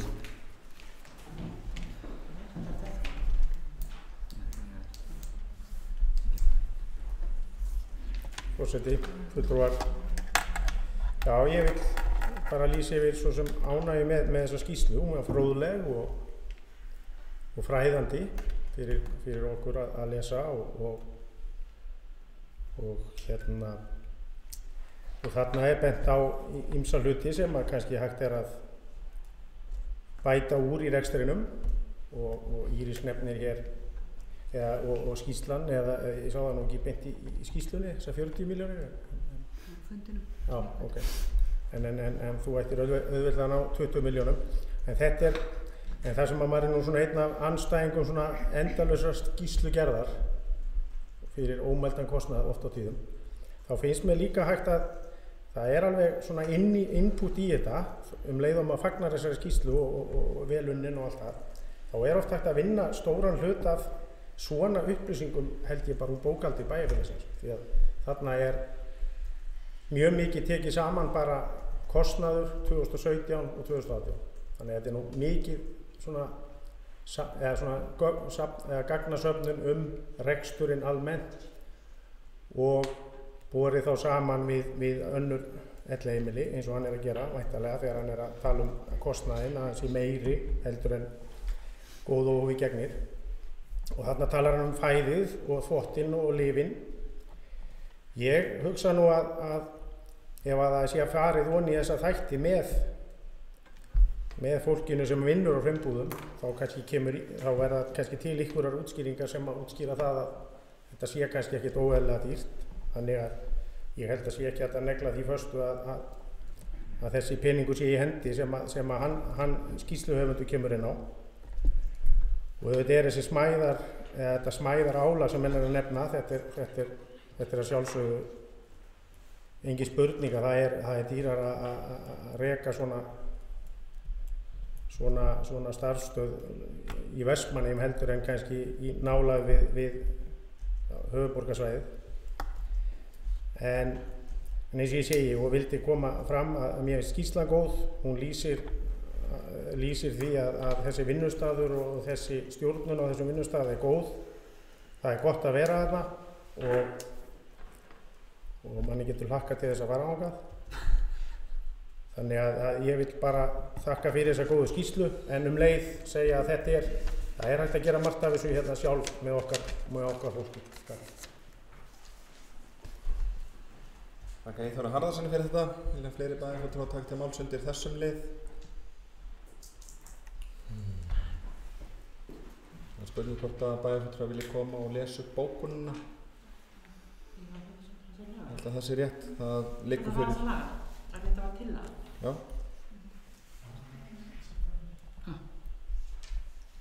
Já.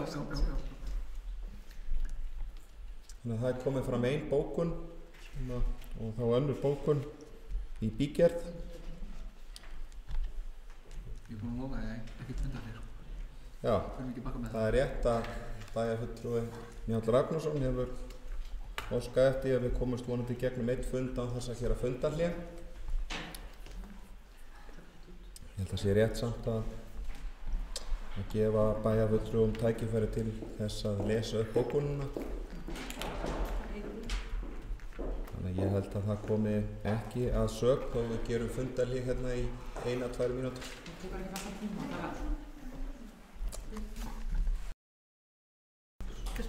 Já.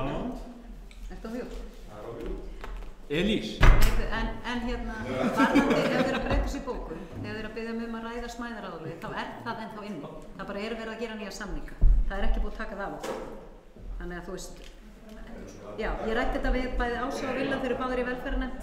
Þetta er bara, samningurinn er í, þú veist, það er ekki búið að taka á okkur neitt. Þetta er orðað þannig, allan þú lest á þann, að halda smæðaráðalögin, það er ekki búið að taka, þetta er bara borgað. Já, en smæðaráðalagið okkar er bara alveg já, það sem við fengum síðast er, og það er bara ánægja með það sem var samkvæmt síðasta samningi sko. En nú er bara engin samningur í gildi og þá notar tækifæri og kvöpt þetta fjárhundur. Þannig að þrýst verður á að stjórnvöld greiði smæðarálag. En það er líka bara að þrýst verður á að sjúkratryggingarnar klári þessa samninga. Það er bara fárhundur sín samningsturs.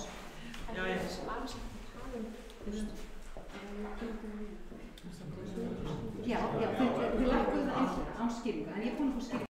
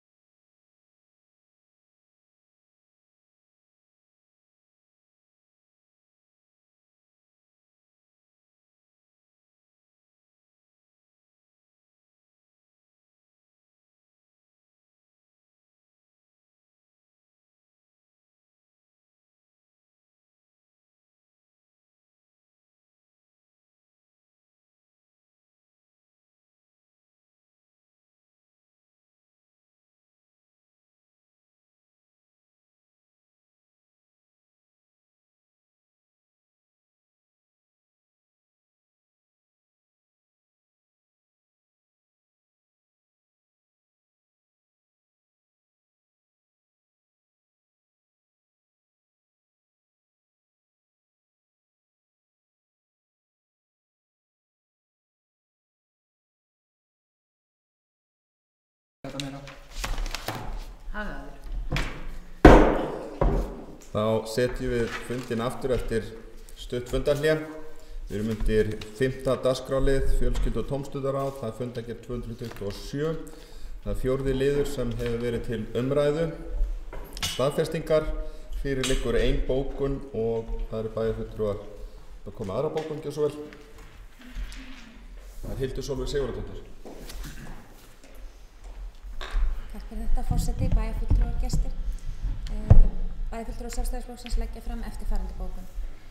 Bæjarfulltrúar Sjálfstæðisflokksins lýsa yfir ánægju með þá niðurstöðu úttektarinnar að hraunbúðir séu vel mönnuð stofnun. Þá er ekki einungis átt við stöðugildi heldur einnig hversu öflugu starfsfólki stofnunin býr yfir. Slíkt er ómetanlegt á stofnun eins og hraunbúðum. Bæjarfulltrúum Sjálfstæðisflokksins finnst mikilvægt að unnið sé úr þeim ábendingum sem fram koma í úttektinni. Það sem ekki kemur fram í bókun fjölskyldu- og tómstundaráðs hvað skuli gera í framhaldi af úttektinni leggja bæjarfulltrúar Sjálfstæðisflokksins til að eftirfarandi tillögur komi til umfjöllunar á næsta fundi ráðsins. 1. Kannað verði hvort hagræði sig í því að bjóða út rekstur eldhús hraunbúða. Stofnaður verði stýrihópur sem í sitja fulltrúi meirihluta og minnihluta, framkvæmdastjóri sviðsins og fagstjóri eldri borgara sem veitir hópnum forstöðu og heldur utan vinnuna. Stýrihópurinn mun síðan kalla aðra hlutaðeigandi að eftir þörfum. Hlutverk hópsins er meðal annars að vega og meta kost og galla við að fara í útboð á eldhúsinu og láta kostnaðar meta skipulagsbreytingar eða aðrar hugmyndir og tillögur til rekstrarhagræðingar í eldhúsi. Hópurinn skal skila af sér niðurstöðum til ráðsins til frekari ákvarðanatöku eigi síðar en í september. 2.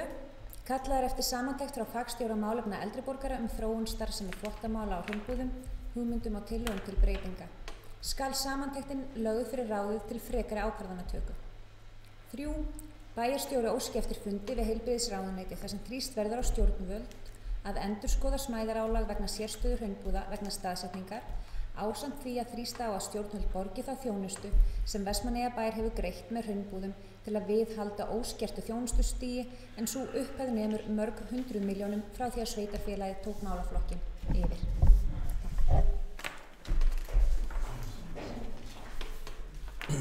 Þakka Hildur Sólveig Sigurðardóttir fyrir þetta.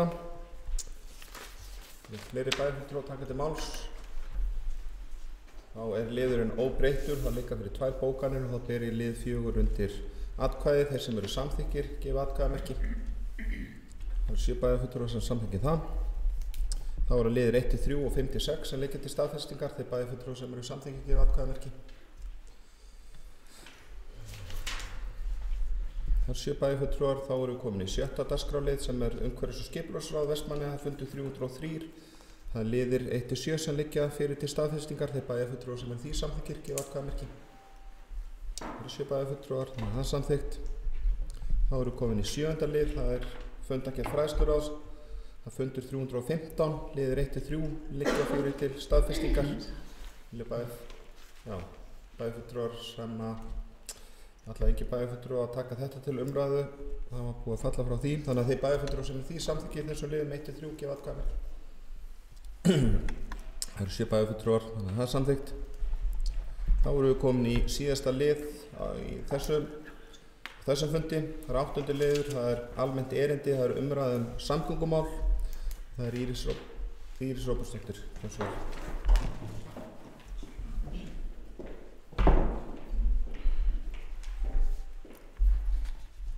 Forseti, bæjarfulltrúar og gestir. Samgöngur til Vestmannaeyja eru á allra vörum þessa dagana. Við hérna innan bæjar höfum náttúrulega þvílíkt miklar áhyggjur af þessu. Þetta tekur á allt samfélagið, þetta tekur á atvinnulífið og það versta er að við eiginlega stjórnum þess ekki og gerum það ekki. Við höfum hvorki vald né ábyrgð til að ákveða hver dýpkar hérna. Við höfum ekki vald né ábyrgð til þess að geta sótt þessa ferju. En við sitjum uppi með það að ferjan er í Pólandi og það gengur illa að dýpka höfnina.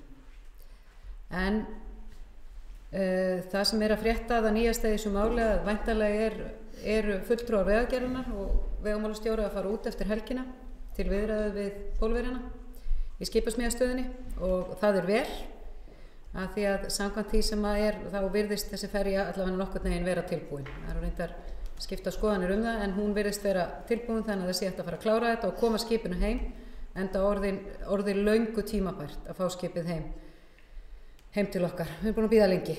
En það sem náttúrulega alvarlegast fyrir okkur, ef við erum bara akkurat í núinu í dag, staðan á dýpkun Landeyjahafnar. Og það að við séum í dag 11. apríl með höfnina lokaða eftir vetur, þar sem nánast aldrei hefur jafn lítill sandur í höfninni, náttúrulega bara, þetta bara eins og lygasaga. Við hafði engin trúa því að 11. apríl væri ekki búið að opna höfnina. Þeir voru tilbúnir 23. febrúar að reyna að byrja að dýpka. Gátu reyndar ekki byrja fyrir 4. mars, en það að við sitjum í þessari stöðu, það reyndar kom dýptamæling í gær, þar sem dýpið var komið í rúma 5 metra, en það bara ekki nóg. Og þetta er þyngra en tárum takir að við skulum vera í þessari aðstöðu án þess að hafa nokkuð það að segja. Þannig það er gríðarlega mikilvægt, eins og verið hefur í þessum málaflokki, að bæjarstjórn standi saman og við þurfum að horfa til þess að hvað við ætlum að gera í haust og hvað við ætlum að gera í vor. En það er í öllu þessu að þá virðast nú aðilar hjá Vegagerðinni vera átt að segja á því að að ástandi hérna ekki gott og þetta er ekki hægt, og við fengum þar fréttir í dag að Vegagerðin ætlar að koma inn með peninga til að taka 3 aukaferðir í kringum páskana, greiða Herjólfi OHF það, þó það sé ekki hluti af samning, að því þeir hafa auðvitað og komast ekki hjá því að hafa skilning á stöðunni, en við erum nú mikið að hnýta í Vegagerðina, þetta er eitthvað sem þið þurftu ekki að gera en ætla að gera, svo framalega sem það verður ekki búið að opna höfnina. Kannski verðum við svo ótrúlega heppin eftir þetta næsta brælutímabil sem við erum að fara inn í, að sandur minnki, en alla líkur að það komi meira inn. Þannig það að minnsta kosti staðfest, og þeir staðfestu að við með bæði vegamálastjóri og varaformaður stjórnar Herjólfs OHF, að ef það ekki Landeyjahöfn páskana þá var að setja aukaferðir, sem jákvætt vegna þess að þetta algjör flöskuháls, en það að við sitjum uppi með það næstu helgi þegar við erum komin í páskar, þessi höfn sé ekki opin, þetta bara, þetta er hrikalegt. En sem betur fer að þá samstaða í bæjarstjórn þessa hluti, en það sem við þurfum að gera núna að þrýsta á úrbætur. Við getum ekki búið við annað svona vor og ekki heldur annað haust eins og var í haust.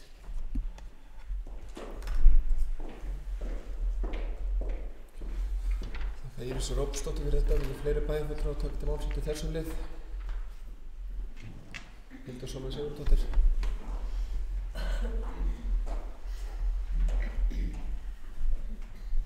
Forseti, bæjarfulltrúar, gestir, já, ég tek undir margt af því sem hér hefur fram komið. Það auðvitað gjörsamlega óbjóðandi þetta ástand og virkilega þreytandi að við séum enn og aftur að ræða sömu hlutina aftur og aftur og aftur. Það líkt og hefur komið fram, það var búið að vara við þessum aðstæðum sem gætu skapast, eða sem að ég hugsa allir hér inni vissu að myndu skapast. Og það var gríðarlega mikil vonbrigði að hlusta þegar við áttum fund með vegamálastjóra að hvernig aðstæður kringum útboð urðu.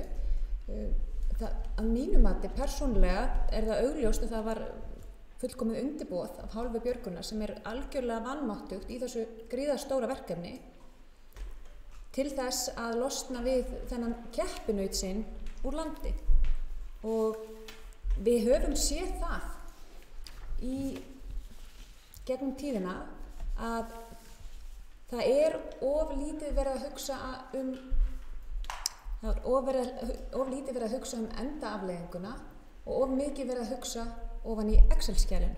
Þetta höfum við verið að etja við í heilbrigðismálinu, að það verið að horfa á þjónustuna í einhverju einu bili, það ekki verið að horfa á afleita þætti, til dæmis eins og varðandi sjúkraflutninga, sjúkraflug, tapaðar vinnustundur annað slíkt í heilbrigðismálunum.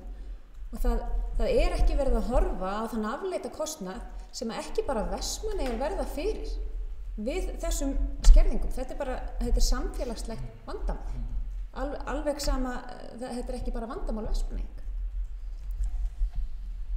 Það vissulega ánægjulegt að heyra að það að fjölga ferðum yfir páska.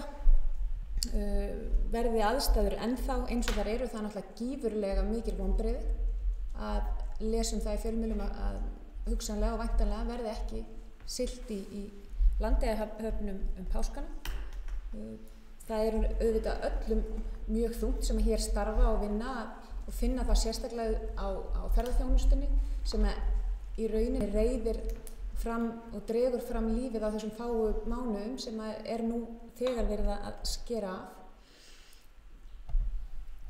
Og þetta er líka bara spurning lífsgæði bæjarbúana, frelsi þeirra til að fara fram og við finnum það, við erum allir orðnir þreyttir á þessu ástandi, þannig að við þurfum fyrst og fremst, við vitum það að við erum í þessum aðstæðum núna, en við verðum að tryggja það að þetta verði aldrei svona aftur og við þurfum að fá svör frá Vegagerðinni hvað þeir ætla að gera til þess að tryggja það að við stöndum aldrei aftur í þessum sporum.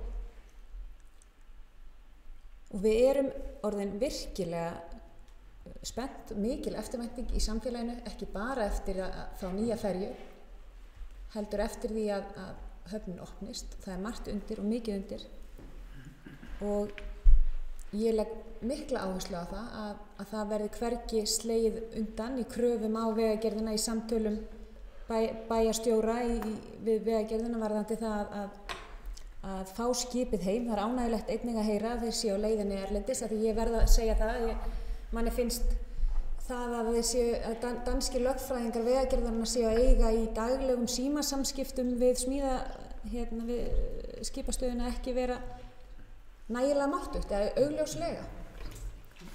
Þannig að ég vænti þess og vona að nú verði sett gott hryggjarstykki í það að fá þessa ferju heim og opna höfnina sem allra fyrst, af því við þetta ástand verður ekki lengur við unað.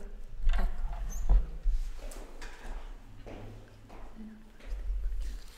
Hildirsson og Sigurðardóttir fyrir þetta. Vilja fleiri bæjarfulltrúar taka til máls?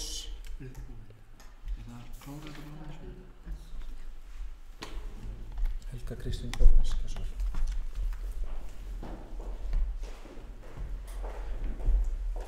Forseti, bæjarfulltrúar, gestir. Ég tek undir orð bæjarstjóra Írisar og bæjarfulltrúar Hildar. Þetta er náttúrulega málaflokkur sem við ráðum ekki yfir og það er gersamlega óþolandi. Látum vera að við ráðum ekki yfir honum, en það virðist heldur ekki vera á okkur hlustað. Við erum búin að tala um það á hverjum einasta fundi, viku eftir viku, sömu hlutin. Og það virðist mjög erfitt að ná athygli þeirra sem fara með málaflokkin. En við verðum, við gefumst ekkert upp, við verðum að tryggja að svona ástand verði aldrei aftur. Það er lítið sem við gert núna fyrir páskana, en það verður að tryggja að þetta verði aldrei aftur svona. Við höfum miklar væntingar til hafnarinnar og til nýja skipsins og við verðum að geta leyft okkur það að hlakka til að þetta er þvílíkur munur þegar þetta virkar, en svona ástand þetta er gersamlega óboðlegt.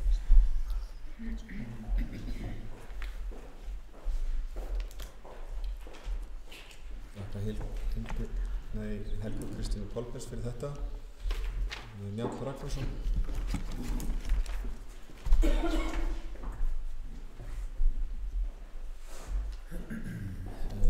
Forseti,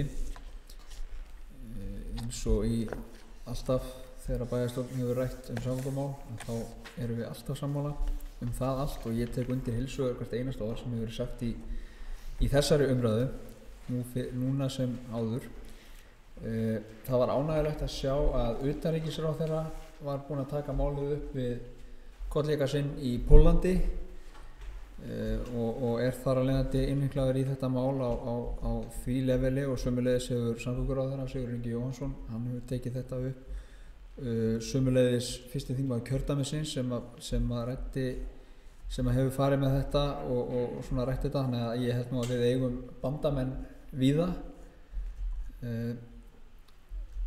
Ástandið í samgöngum er náttúrulega, maður er svo ofboðslega þreyttur á þessu, þetta er svo óþolandi og það sem að kannski manni finnst eitt af því versta í þessu er að maður finnst maður mæta skilningsleysi hjá þeim aðilum sem að eiga að vera að sinna þessu. Maður finnst að sko bæjarstjórn Vestmannaeyja var búin að vara við þessu alveg endalaust að þessi leið yrði farin, bentum á að getan væri ekki til staðar og allt þetta, og svo fer þetta svona og við stöndum hér sammála það að þetta sé alveg í hershöndum. En við, eins og Helga Kristín Kolbeins segir hér, að þá gefumst við ekkert upp í þessu, og það okkar krafa að Vegagerðin komi fram með þá skýrt plan það hvernig þeir ætla að leysa þetta og leysa þetta þá til framtíðar. Og það er okkar baráttu mál og kepli hér í bæjarstjórninni. Við bæjarfulltrúar hér í dag erum öll búin að rita undir hérna bókun sem við ætlum að gefa frá okkur sameiginlega, og ég ætla að fá að lesa hana hér upp. Með leyfi forseta. Bæjarstjórn Vestmannaeyja lýsir þungum áhyggjum af stöðu samgöngumála í milli lands og eyja. Afhending nýs Herjólfs hefur dregist óhóflega og enn ekki útséð hvenær skipið kemur til eyja. Bæjarstjórn hvetur Vegagerðina til þess að ljúka samningum við pólsku skipasmíðastöðina sem allra fyrst og sigla nýju glæsilegu skipi til heimahafnar í Vestmannaeyjum. Enn alvarlegri staða dýpkunar í Landeyjahöfn. Opnun hafnarinnar nú þegar orðin meira en mánuði seinni en í fyrra og enn ekki hægt að segja til hvenær úr rætist. Því miður hafa öll varnarorð sem bæjaryfirvöld í Vestmannaeyjum höfðu uppi áður en samið var við nýjan dýpkunaraðila gengið eftir. Fyrir löngu var ljóst að verktakinn sem sinnir verkinu hefur ekki yfir að ráða þeim tækjakosti sem dugar til að opna höfnina innan viðunandi tímamarka þegar veður leyfir dýpkun.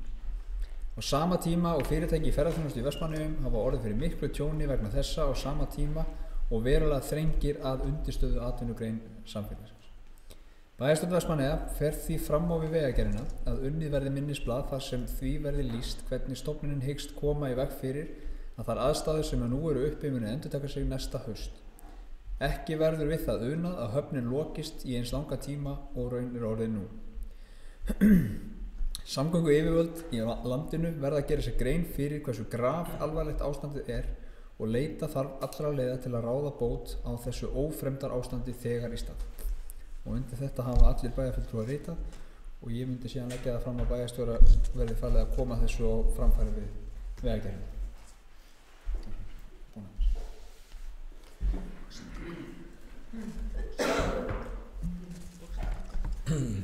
Ég þakka Njáli Ragnarssoni fyrir bæjarfulltrúar og tækti máls við þessu Eyþór Harðarsson professor.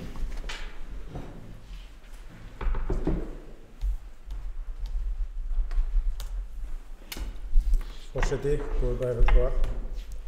Ég held að sé svo sem allt sagt í þessari umræðu og ætlaði ég ekki að bæta á hana neitt nema þegar að ég hafði rúman tíma þetta fyrir fundinn þá fór ég á bókasafnið og við erum svona yfirleitt að tala það að við séum alveg að fara yfir á þessum samgöngum og ég opnaði margar bækur á bókasafnið á hann og eina bókunum sem ég opnaði þá datt út þessi miði úr bókinni og ég las hann og ég ekki að grínast og ég ekki að ljúga. Mér fannst þetta bara svo gott og ég ætla með leyfi forseta að fá að lesa svona til að hjálpa okkur út úr þessar umræðu í með samgöngumálin.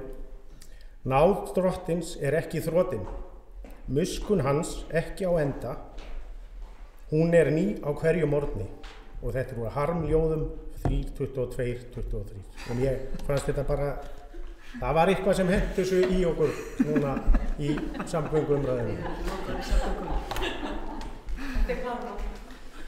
Þakka Eyþóri Harðarssoni fyrir þetta og þessa sendingu. Ánægjulegt að grípa þetta, en við erum þá búin að tæma dagskrána að sinni, þannig að það er komið að því að slíta fundi klukkan 19:45 og segi fundi slitið. Næsti fundur bæjarstjórnar er 5. daginn 9. maí síðan næstkomandi.